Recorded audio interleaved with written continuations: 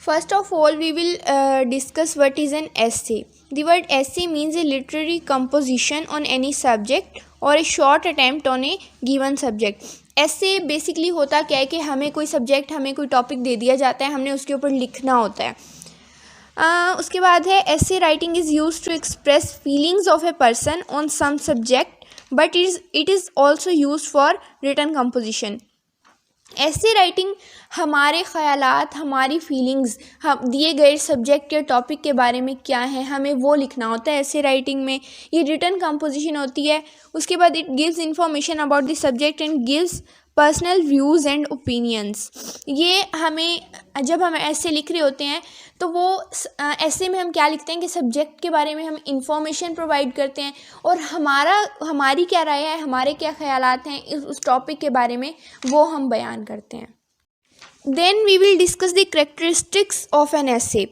Characteristic क्या क्या होती हैं ऐसे में, हमें कौन कौन सी चीज़ें मद्देनज़र रखनी चाहिए, किन चीज़ों पे हमें फोकस करना चाहिए. वो फर्स्ट ऑफ ऑल यूनिटी है. यूनिटी मतलब कि जो ऐसे हो वो उसके वर्ड्स, उसके पैराग्राफ आपस में इंटरकनेक्टेड हों.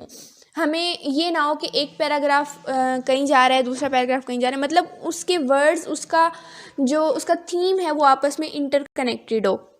नेक्स्ट हमारे पास ऑर्डर है, यानी ऑर्डर कहते हैं तरतीब को. उसकी तरतीब बिल्कुल ऑर्डर में हो, जैसे कि पहले इंट्रोडक्शन हो, उसके बाद उसके बारे में उसका ओवरव्यू दिया गया हो, उसके बाद हम उसको मुकम्मल तौर पे डिस्क्राइब करें कि वो होता क्या है, उसके बाद उसकी करैक्टरिस्टिक्स, उसके बारे में हम जो है अपने ख़यालात का इज़हार करें और एंड में हम उसको कंक्लूड कर दें.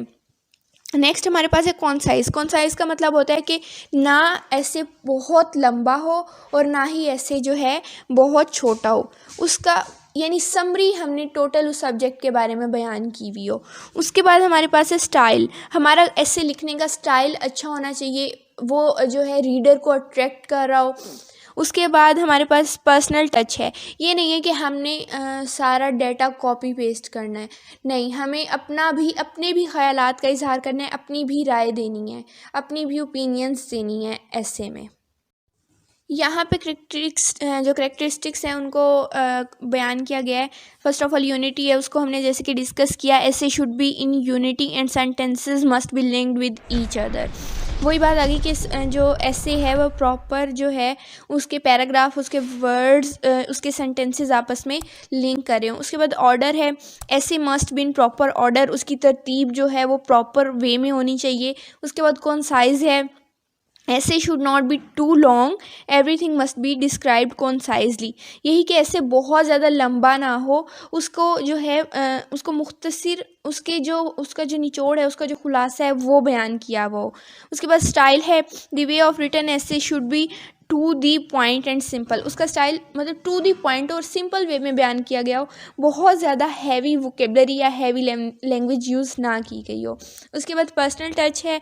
It never be copy pasted, it should has personal views and ideas. जैसा कि हमने पहले डिस्कस किया कि इसके अंदर हमें अपनी पर्सनल राय देनी है, हमें अपने पर्सनल आइडियाज़ शेयर करने हैं.